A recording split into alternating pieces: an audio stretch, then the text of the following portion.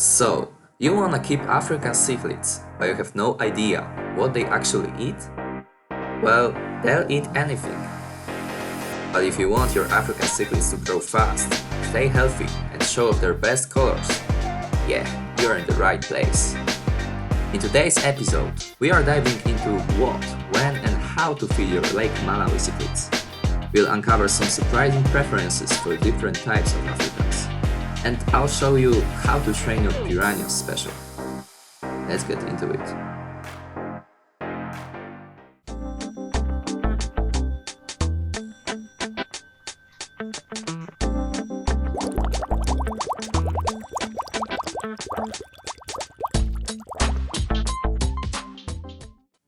Fish are animals, and just like any other animal, they need a specific diet to, well, basically live. You wouldn't feed a gazelle to a giraffe, right? So in Lake Malawi, we've got three main types of African cichlids, and each of them has different dietary needs. First up, Mbuna, the little lunatics from the rocky shores. In the wild, you'll see them in big groups, scraping algae off the rocks like their life depends on it. And guess what? In aquarium, they do exactly the same thing. Mbuna are mostly herbivores. They love their greens. But don't be fooled. These dudes are total psychos. If they see a weaker fish or a dead body, it's feast time. Of course, you shouldn't let them eat each other. For feeding, I highly recommend spirulina-based food. They need a lot of plant protein and only occasional meaty meals, like frozen food or high-protein flakes. Cool trick? You can give them actual vegetables, like lettuce, cucumber slices. Just make sure it's clean and free from nasty chemicals. They love it, and they'll put on a show. Next, peacocks and haps, both from Haplochromin family. In the wild, they snack on parasites, fish fry, or even small fish. So yeah, they need a meat-based diet. Brill, brim, quality pellets. You can give them frozen food way more often than to Mbunas. Bit of veggie now and then, sure, but don't overdo it. Funny thing, in the wild, haps and peacocks actually hunt Mbuna, but in a tank, it's usually the Mbuna who beat the living scales out of them. Gotta love these maniacs. Keep in mind, each species has its own needs. That's why you should always check what your fish eat before you buy them. Avoid mixing strict herbivores with carnivores. It saves a lot of drama. For example, the yellow lab, my channel's mascot, is technically a Mbuna, but he prefers a slightly meatier diet. Others, like the Demasoni, are strict vegetarians. Let me show you what I am feeding my fish pals. The retirement house is home to my old crazy Mbuna cichlids, survivors of a legendary warzone tank. Usually, I give them spirulina pellets, sometimes flakes, both plant-based. Back when they were younger, they used to get frozen food more often. Nowadays, maybe once every 2 weeks or so. But I still got some young rebels in there, so I keep a bit of variety to help them grow. And man, it's crazy how these guys breed in any conditions. You would think they don't have the best life. It's crowded, the tank is small, and yet I still spot fry here and there. Mostly rusties. That's unbelievable. Meanwhile, over in Moncalma, that's where my hub crew is living the high life. They munch on krill-based pellets. I try to sneak in some spirulina flakes here and there. And every 3 days or so, they get a treat, frozen Artemia. It really brings out their colors.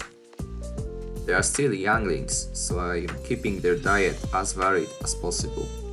And so far so good. Fast growth, no signs of disease. Well, disease. You know what's next. Wrong feeding equals sick fish. Simple as that.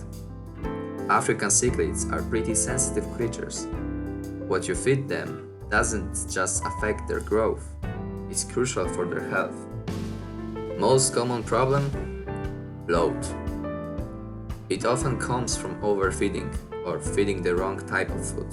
Mbunas, for example, can't handle too much animal protein. Give them too much meaty stuff and their stomachs will blow up like balloons. Literally. It's the #1 killer of cichlids in aquariums. So yeah, don't overfeed your tank. I get it. Every time you walk by the tank, they're all staring at you, like dogs at dinner time. And even if you just fed them 5 minutes ago, they will still beg for more. But they don't know better. You do. Stick to your routine. Keep the portions consistent. And that's how you keep them healthy. Overfeeding also messes up your water quality. Leftover pellets get sucked into the filter, rot, and boom, your parameters spike. And don't forget, the more they eat, the more they poop.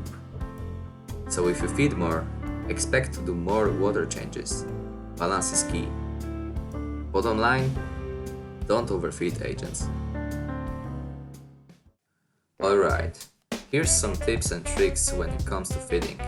So listen up. I feed my fish twice a day. They're way too active for just one meal, and feeding them twice really helps keep aggression down. Fed fish, happy fish. Simple math.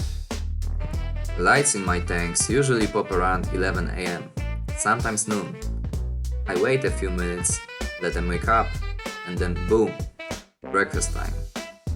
Second round happens around 9 PM, right before lights go off. That one's usually a smaller portion. Don't want them all hyped up before bedtime. Fun fact, I've heard feeding fish before lights go off builds trust with the feeder. Do I know that's true? Nah. But hey, it works for me.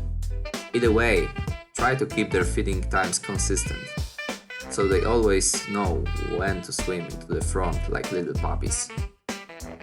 Now, about dry food. Some pellets needs to be soaked before feeding. Why? Because once they hit the water, they swell up like a sponge. And that's a big bloat risk, especially from Mbuna. Personally, I'm using food from the Softline series. It's already kinda moist, so it doesn't expand in the tank. I just drop it right in. But when I used other types, I soak them in tank water for a minute or two. Simple. Food choice matters. Everyone hypes up snorfin, and yeah, it's top tier stuff. But if you can't get it easily, like me, just check the ingredients list. Avoid fillers like wheat in the first few ingredients. Look for natural stuff. Spirulina, krill, shrimp.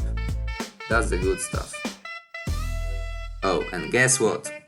You can train your fish. Yeah, for real. Since they're tiny, food is the easiest way to interact with them. Here's what I do. Every feeding time, I tap the lid. They stop whatever nonsense they're doing and swim right to the top. Then I open up the lid and drop in the food. Sometimes I even hand feed them. Usually flakes, because you can grip them easily. At first they didn't trust me at all, but with consistency and patience, we crossed that line. What about you? Drop your feeding routines in the comments. Let's compare notes. And that's gonna be it for today, agents.